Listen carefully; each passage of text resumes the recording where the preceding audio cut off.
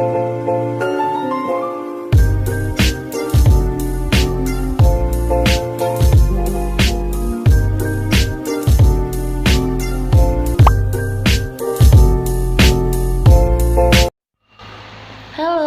Assalamualaikum. Perkenalkan, nama saya Nur Habibah Sulis Fatimah, biasa dipanggil Sulis, NIM T 2018 4050.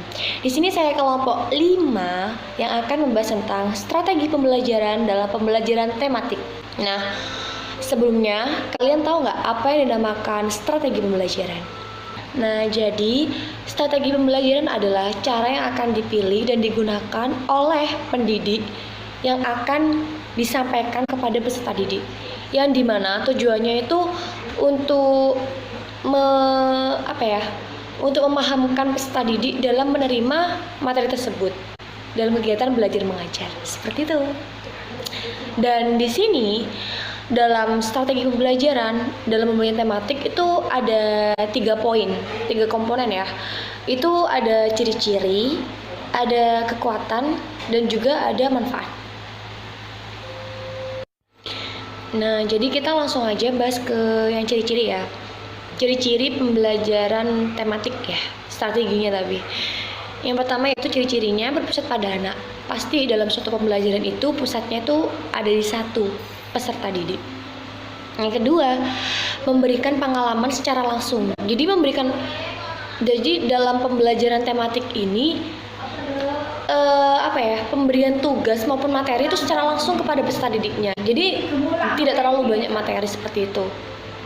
Yang ketiga, pemisahan mata pelajaran yang tidak begitu jelas. Yang keempat, menyajikan konsep dari berbagai mata pelajaran dalam satu proses pembelajaran. Dan yang kelima, bersifat fleksibel. Maksudnya fleksibel itu dapat diterima oleh siapa aja. Dan yang terakhir, hasil pembelajarannya itu berkembang sesuai dengan minat dan sesuai kebutuhan anak tersebut. Seperti itu. Selanjutnya yaitu kita bahas tentang kekuatan pembelajaran tematik. Yang pertama yaitu pengalaman dan kegiatan belajar itu sangat cocok untuk peserta didik. Yang kedua, menyenangkan. Karena kenapa? Karena sesuai dengan minat dan kebutuhan anak tersebut. Yang ketiga, hasil belajar akan bertahan lebih lama karena lebih bermakna. Yang keempat, mengembangkan keterampilan berpikir siswa dengan permasalahan. Jadi langsung terjun ke problem-problem gitu. Dan yang terakhir, menumbuhkan keterampilan sosial. Maksudnya kita tuh diajari toleransi, bersikap toleransi, terus komunikasi kepada orang lain gitu. Seperti itu kekuatannya adalah pembelajaran tematik. Dan yang terakhir, saya akan membahas tentang manfaat pembelajaran tematik. Jadi manfaat pembelajaran tematik itu juga banyak. Setiap pembelajaran pasti ada kekurangan dan kelebihannya. Dan di sini pembelajaran tematik itu juga banyak sekali manfaatnya. Karena kenapa? Karena berpusatnya pada peserta didik dan juga kepada minat dan kebutuhan anak tersebut. Jadi untuk kan manfaatnya itu banyak. Kalau semisal saya menunjukkan satu-satu, mungkin kalian lebih akan boring atau mungkin gimana gitu. Jadi kalian bisa baca langsung aja di makalah, langsung bisa baca manfaat-manfaatnya di makalah. Jika ada yang dipertanyakan, silakan dipertanyakan. Dan untuk cara pemilihan strategi pembelajaran dan lain-lainnya akan disampaikan oleh presentator yang lain. Terima kasih dari saya, Sulis. Wabillahi taufiq wal hidayah. Wassalamualaikum warahmatullahi wabarakatuh.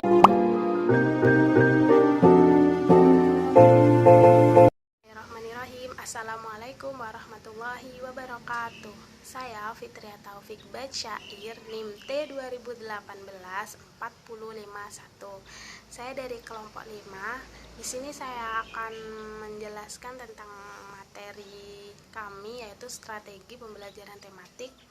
Dan di sini saya akan menjelaskan tentang klasifikasi strategi pembelajaran tematik.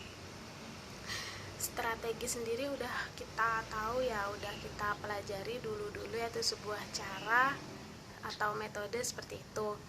Nah, strategi pembelajaran yaitu adalah suatu cara atau kegiatan atau metode yang dilakukan oleh guru maupun siswa di dalam kelas berupa kegiatan belajar mengajar agar tujuan efektif dan efisien itu tercapai. Nah, di dalam kegiatan belajar mengajar itu ada 3 ada 3 tahap ya, dari pembukaan, inti, dan penutup. Pembukaan di sini mungkin dari gurunya membuka, terus juga inti yaitu kegiatan belajar mengajar itu sendiri menyampaikan materi, dan penutup mungkin berupa kesimpulan hasil dari materi saat itu. Nah, dalam melakukan 3 hal itu pasti dibutuhkan yang namanya sumber belajar dan juga materi belajar. Juga strategi yang akan dilakukan oleh guru itu atau oleh siswa, siswa juga merasakan itu diklasifikasikan lebih khusus lagi seperti itu, seperti dari metodenya, sumber belajarnya, atau medianya itu ada klasifikasinya sendiri-sendiri seperti itu. Nah, untuk menyusun strategi yang benar itu dikenal beberapa spesifikasi atau klasifikasi ya dari pembelajaran tematik.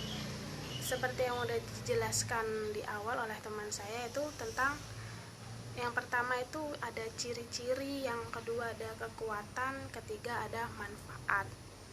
Ciri-ciri itu jadi maksudnya dari klasifikasi ini harus memiliki ciri-ciri berpusat pada anak. Kalau kurikulum 2013 emang fokusnya pada peserta didik ya.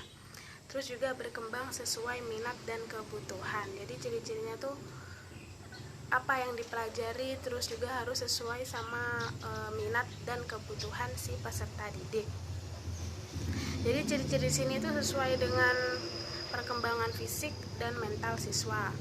Yang kedua, kekuatan. Kekuatan di sini mungkin dari hasil belajar ya, hasil belajarnya lebih tahan lama, tidak naik turun, tidak turun seperti itu. Juga relevan dengan tingkat kebutuhan siswa. Relevan itu mungkin sesuai dengan kebutuhan siswa, hampir sama seperti ciri-ciri.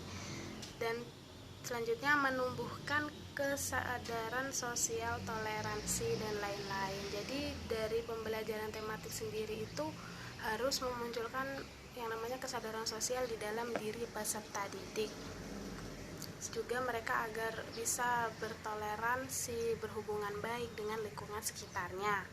Yang ketiga, manfaat. Jadi setiap pembelajaran apapun pasti dibutuhkan yang namanya manfaat. Dengan kegiatan pembelajaran menggunakan tema mendorong memunculkan beberapa manfaat juga. Namanya di dalam tematik itu kan fokus ke tema, banyak tema-tema. Nah, tema-temanya juga mungkin sangat bermanfaat, sangat berhubungan dengan lingkungan peserta didik, dan itu membuat peserta didik bisa terjun langsung, bisa mempraktekkan langsung pembelajaran tema yang udah dia pelajari seperti itu. Manfaatnya itu bisa seperti fokus pada satu topik, pemahaman dapat lebih mendalam, dan menggunakan tema anak bisa lebih paham dalam belajar karena hanya fokus pada satu tema seperti itu.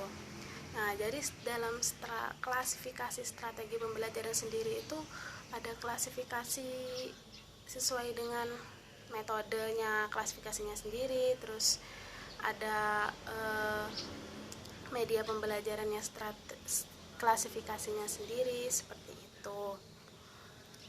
Mungkin itu saja yang dapat saya sampaikan. Mohon maaf bila ada salah-salah kata. Wassalamualaikum warahmatullahi wabarakatuh.